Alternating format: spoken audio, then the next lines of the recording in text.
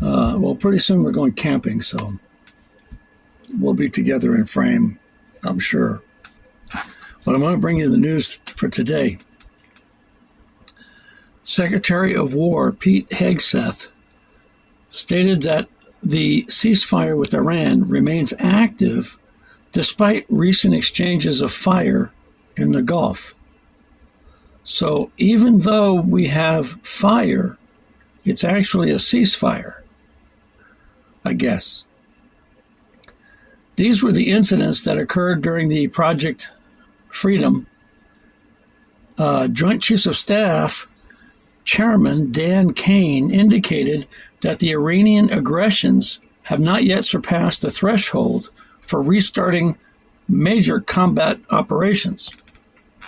So blasting 7 of their boats out of the water is not major combat operations. I guess they're not calling it a war. U.S. military disability claims rose sharply after COVID-19 vaccines were mandated. This has got to be the biggest, what do you call it? Disaster.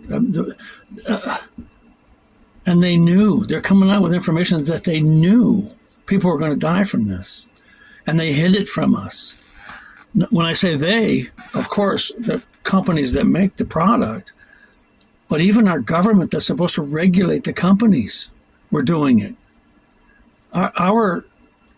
Seemingly, our entire government is captured by corporations and the banks. I forget what that stands for, but, and I forget the guy's name who does that, but it's a pretty good organization. Well, they did a Freedom of Information Act, which brought forth some information for us. Between December 2020, and December 2025, there were 5,980 VAERS reports filed on behalf of military members for COVID-19 vaccine adverse events. Myocarditis, pericarditis, encephalitis, Guillain-Barré syndrome, transverse myelitis, and other serious conditions spiked sharply in 2021. Fewer than 1% of vaccine adverse events are typically reported to VAERS. So if that holds true, the actual number of service members who suffered an adverse event could be as high as 598,000, or roughly 29% of the entire military. In Texas, Epic Waters Indoor Water Park in Grand Prairie, Texas, which is just outside of Dallas. I guess it's maybe considered part of Dallas, is currently facing public backlash for hosting a Muslims-only event. It was the 3rd annual DFW Epic EID on June 1st at a taxpayer-funded facility. Following the backlash, rightfully so, the event organizer, Amina Knight, updated promotional materials to remove the Muslims-only language. The new messaging states that all are welcome, while emphasizing a modest dress only.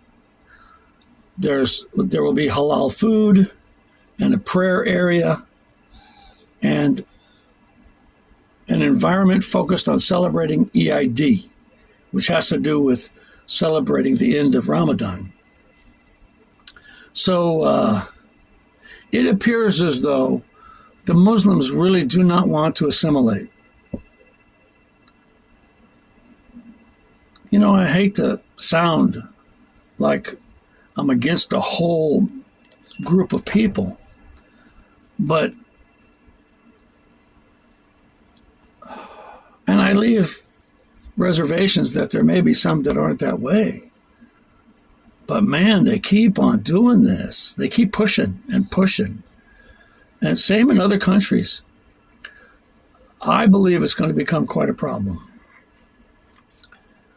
On May 11th, the statute of limitation expires on the possibility of indicting Anthony Fauci. I read that the DOJ is going to let it pass. Anthony Fauci lied to all of us, and he lied to Congress under oath. But Dr. Anthony Fauci has been hit with criminal referrals from seven U.S. states over the deaths and injuries caused by COVID vaccines and other pandemic-related charges. So the federal government evidently wants to let him skate. But there are some states that can prosecute that don't want to let him skate. It's the same with Epstein. The federal government's letting him skate. The state of New Mexico, where Epstein had a ranch, Zorro Ranch, is out in the middle of nowhere. And he took his victims out there and raped them. And one of them is coming forward that was on that property. And it's rumored that there's a couple of dead bodies out there. And even in the emails, it speaks about these young ladies dying. And the federal government just dropped the entire case. They didn't even search the property out there. And they told the New Mexico prosecutor to turn over everything that they had, that they were going to take it over. And then they dropped it. And that New Mexican prosecutor, I don't know his name, he feels terrible about that in his career. He feels that he made a mistake. And I understand. I understand perfectly. It's pretty wild. The Hantavirus cruise ship is still stranded off Cape Verde without permission to dock. The ship is carrying 17 Americans. Spain has said they would accept the ship at one of their Canary Islands, where health officials will disinfect the ship. Hantavirus has a mortality rate of 40% and has no known treatment. They said that they didn't find any rats. It's a rat-transmitted disease. They didn't find any rats on it, so they're suspecting that a couple got on the ship that had the virus and didn't know it. And then it's spreading. Doctors' offices spend about 13 hours a week on prior authorizations. The largest insurer, United Healthcare, said it will eliminate 30% of prior authorizations for medical services in 2026 for selected outpatient services. Humana and Kaiser said they will cut back on prior authorizations also, but they didn't say which ones. Ridgeland, R-I-D-G-L-A-N, Ridgeland, has bred beagles for research for more than 60 years and is surrendering its license and about 1,500 beagles to a Humane Society to avoid animal cruelty charges. Now, I'm not going to talk about that, but I heard it was horrendous, and Fauci had to do with those beagles too, getting hurt. USPS is releasing 8 new stamps commemorating the historical Route 66. Hi, Millie. She's on the dashboard looking at me. You want to come up here? Come on. Come on up here. Yeah, you good dog. You want some pet? I'm going to give you some pet. Yeah, here, let's move this down here a little bit so we can see you. Oh, you good doggy. You good dog. Oh, yeah. USPS is releasing 8 new stamps commemorating the historical Route 66. Traveling Route 66, you'll find vintage cafes, gas stations, and motels. It has been a symbol of freedom and mobility. It stretches 2,448 miles. Route 66 retired from the federal highway system in 1985. It's been around since 1926. Aww. Yeah. Yeah, I kiss you too. Love you. Oh, I love you. And that's the news for today. You want to say goodbye, Millie? Let me shake your paw here. Goodbye. We'll see you guys.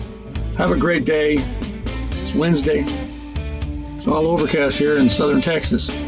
You're a good girl. You're a good girl. Yes, you are. See you later.